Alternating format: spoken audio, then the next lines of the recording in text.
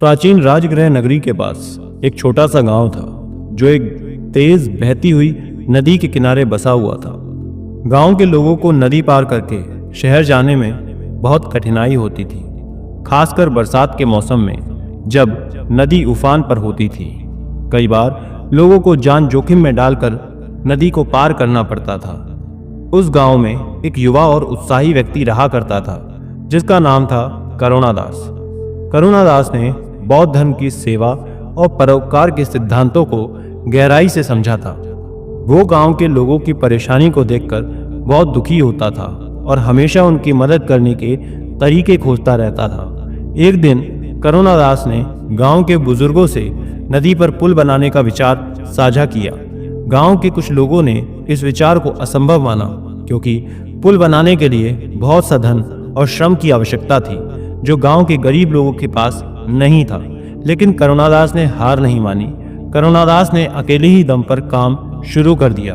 वो हर दिन जंगल से पत्थर और लकड़ी लाता और नदी के किनारे जमा करता। धीरे धीरे गांव के कुछ और लोग भी उसकी निष्ठा और मेहनत को देख करके उससे जुड़ गए। उन्होंने भी पुल बनाने में अपना योगदान देना शुरू कर दिया। गांव के लोगों ने मिलकर कड़ी मेहनत की। उन्होंने बड़े बड़े पत्थर उठाकर नदी में डाले और लकड़ी के खंभे गाड़े। करुणादास ने स्वयं सबसे अधिक परिश्रम किया और दूसरों को प्रेरित करता रहा। उसका एकमात्र उद्देश्य गांव के लोगों की तकलीफ को दूर करना था। जब पुल लगभग बनकर के तैयार ही हो गया था तो गांव के कुछ धनी व्यापारियों ने भी उसकी मदद के लिए दान दिया। उन्होंने पुल को और मजबूत बनाने के लिए आवश्यक सामग्री उपलब्ध कराई। अंततः कई महीनों के अथक परिश्रम के बाद नदी पर एक मजबूत पुल बनकर के तैयार हो गया। गांव के लोगों की खुशी का ठिकाना ना रहा। अब वे आसानी से नदी पार करके शहर जा सकते थे और अपना व्यापार कर सकते थे। बच्चों को स्कूल जाने में आसानी हो गई और बीमार लोगों को समय पर इलाज मिल सका। पुल बनने के बाद गांव के लोगों ने करुणादास का भव्य स्वागत किया और उसे धन्यवाद दिया। उन्होंने कहा कि करुणादास ने उनके जीवन को आसान बना दिया। करुणादास ने विनम्रता से कहा, यह मेरा कर्तव्य था कि मैं अपने गांव के लोगों की सेवा करूं। बुद्ध ने भी कहा है कि दूसरों की सेवा करना सबसे बड़ा धर्म है। इस पुल से यदि किसी एक व्यक्ति का भी दुख कम होता है तो मेरा प्रयास सफल हो जाएगा।